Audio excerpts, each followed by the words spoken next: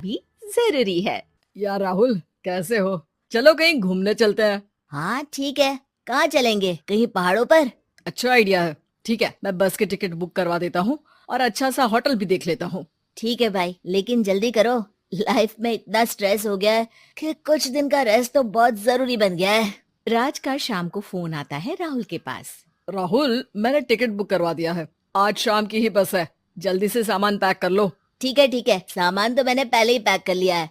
अब तो बस शाम का इंतजार है, जब हम बस पकड़ेंगे और निकल पड़ेंगे धर्मशाला की ओर। शाम को दोनों दोस्त बस स्टॉप पर मिलते हैं और फिर वहाँ से निकल पड़ते हैं शिमला की ओर। सुबह होते होते ये दोनों दोस्त शिमला पहुँच गए, जहाँ ये होटल पहुँचे और वहाँ से निकल पड़े पहाड़ों पर घूमने।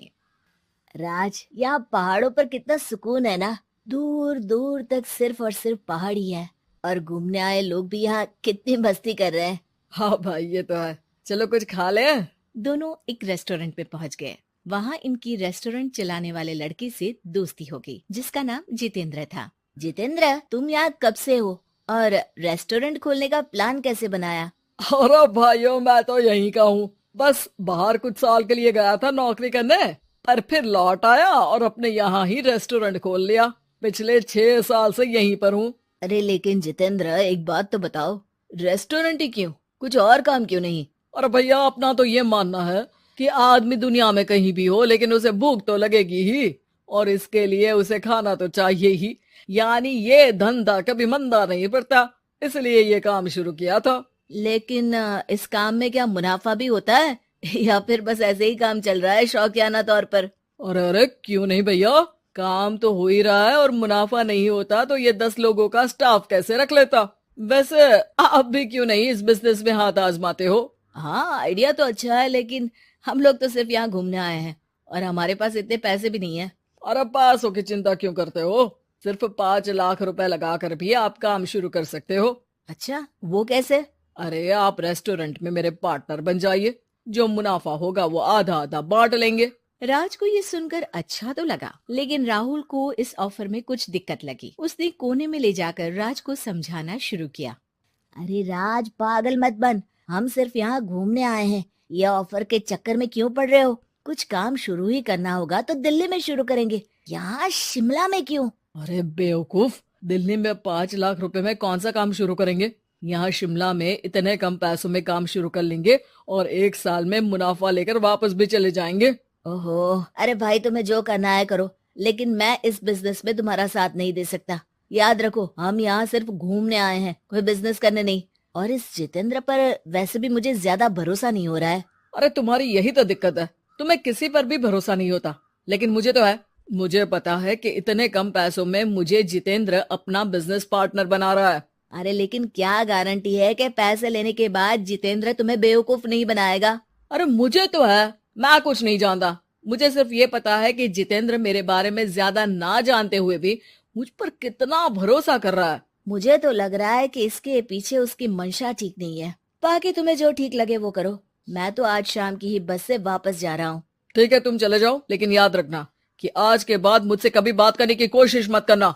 राहुल गुस्से में वहाँ से चला जाता है। दूसरी ओर राज और जितेंद्र साथ में मिलकर काम करने लगे। राज ने अपने घर से 5 लाख रुपए ये कहकर लिए कि जल्द ही वो 2 गुने पैसे कमाकर 6 महीनों में लौटा देगा। कुछ दिनों बाद, भाई जितेंद्र, तुमने 5 लाख रुपए तो ले लिया है, लेकिन काम में बहुत तेजी नहीं दिख रही है।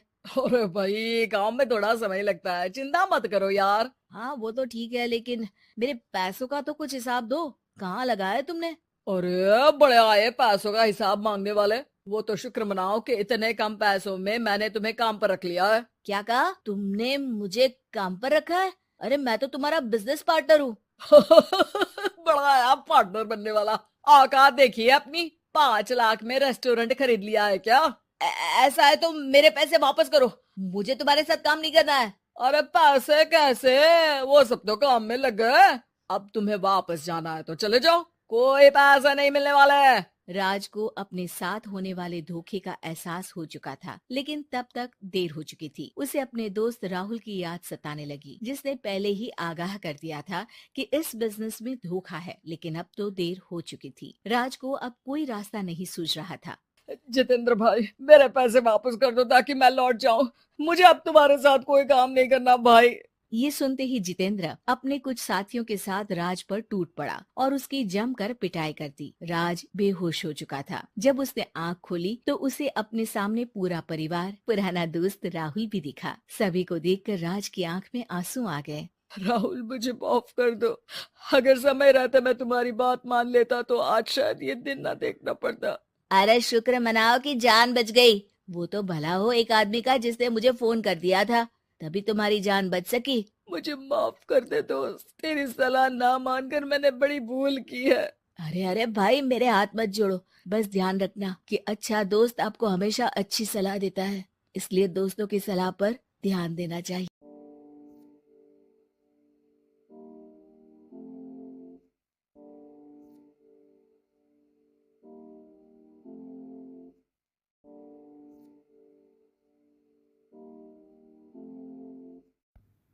Thanks for watching.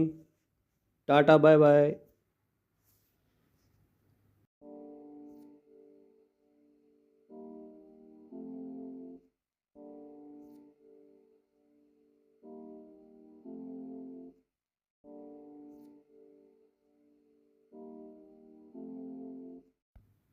Thanks for watching.